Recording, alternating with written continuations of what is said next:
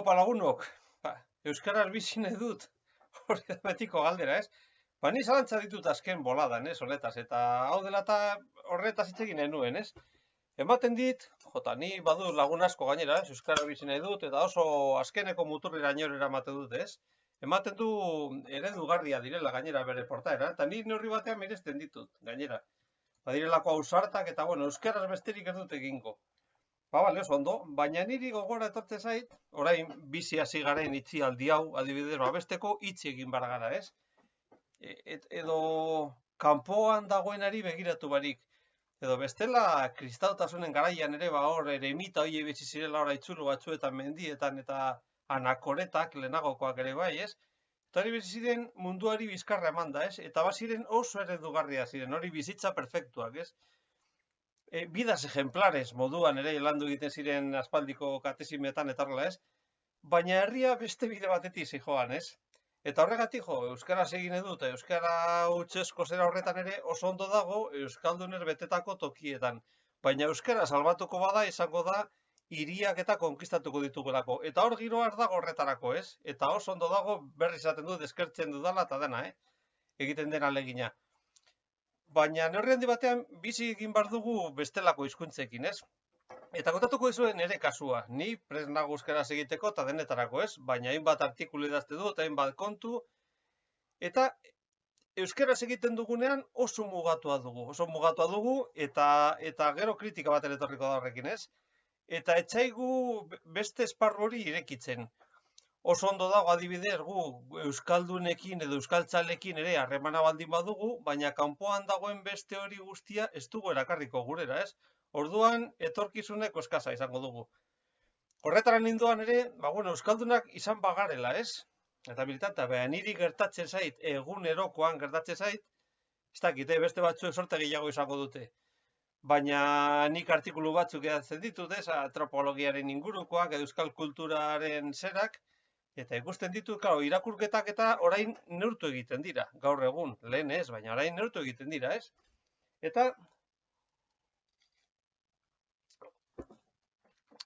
neurketa horietan euskeraz idazten baldin baduzu, artikulu galdua izaten da normalean, ez? Oso irakurketa gutxi, aldiz, gaztelaneaz argitaratzen duzu, eta lehenengo egunean 1000 irakurketa edo gehiago izan dezakez.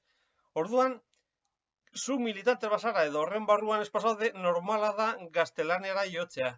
Zenbat hitzaldietan ere, ez, edo bizita gidatuak egiten ditugula, ez, harritan, ez? Euskaraz egiten duzu eta ez da jenderik apuntatzen.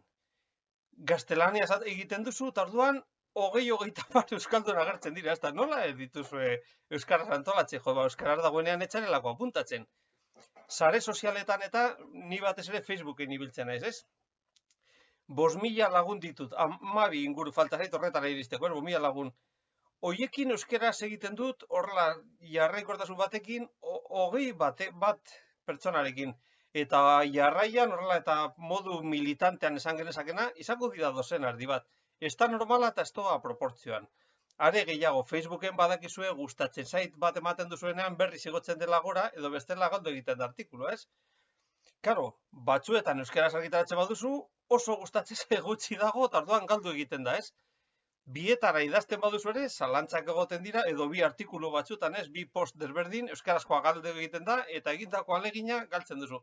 Bai gaztelaniazkoan. Baina horretan euskalduna gaude tartean, ere? Ez dira bakarrik Madrilgo lagunak eta euskaldunak ere badaude. Horregatik, etorren esatera, euskaraz argitaratuta dagoenean zerbait, ahalegin berezi bat egin behar dugula. Naiz eta itxurakeria izan ere, gustatzen zait edo liluratzen nau bat, bihotz horretako bat aktibatu behar dugula.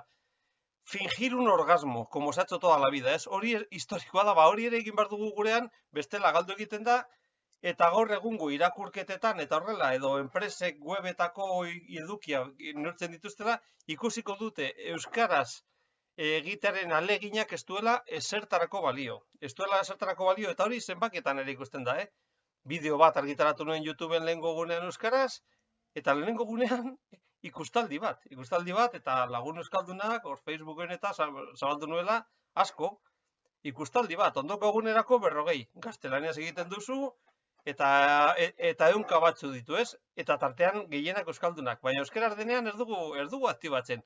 hori da nire kasu partikularra, Ni bizi naiz Arabako ipar-mendebaldean, ez da oso ingurune euskalduna, baina benetan militantzia gutxiago nahiko nuke, eta itxurazko orgasmo horiek gehiago, ez? Eta euskaraz denean ez euskaraz izanagatik. Niri txaldiren batean ere pasatu zait, euskaraz antolatzea eta oso jende gutxi egotea normala, ez? Sama bat delako euskaraz izatea, ez? Horrela pertsibitzen du jendeak, ez? Eta antolatzailea zeuden, ez? Euskara elkartekoak, eta bat kanpora joan, eta lagun bati deitzen auzoko beste bati, ez?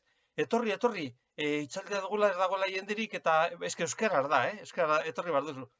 Baina euskaraz izateak, euskaldun izateak ez du suposatu behar gustatu behar zaizunik antropologia dorrelako zera bat, ez? Ez dauka zentzurik, eta nik ez dut euskaraz bizi nahi. Niretzat hori sama da, nik askatasun hori izan nahi dut, eta horrela gauza dauden bitartean gaztelaniaz idatzeko dut euskaraz edo den alakoa. Ni bizi nahi dut beste barik, ez? Bestela, nik ez dut bizitza eredugarri bat izan nahi. Nik gozatu nahi dut euskararekin, ni nagusitan ikasi nuelako gainera, 18 urte nituela.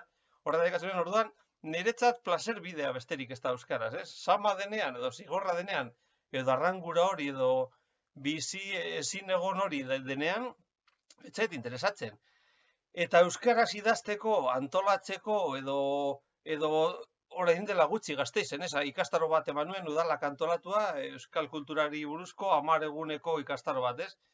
Oso posi zeuden, euskaraz egiteko eskatu nuen, oso posi zeuden euskaraz atera zelako, kasu bakarra zela, zen normalen euskarazkoak etxiren ateratzen. Baina egon badaude euskaldunak, eta erderazko ikastaroetan, parekoetan, hori gaztelaniaz egin izan banu ere, euskaldun asko gongo zen. Eta nire miraritxat hartu zen, euskaraz, eta 30 lagun egon zirela horretan. Hostias, pankarta gutxiago, euskaraz bizine du gutxiago, eta ahaztu bizitza, beatifikaziorako bizitza horiek, monolingueak erdakizen eta autoflagelanteak. Nik ez dut penitente bat izan nahi, ni disfrutatzera etorri nahi mundu honetara, eta gozatu nahi dut. Beraz, gora zuek eta bizi nahi dut. Euskaldunak, euskaldunari, euskaraz. Ez dago beste bueltarik. Eskerrik asko.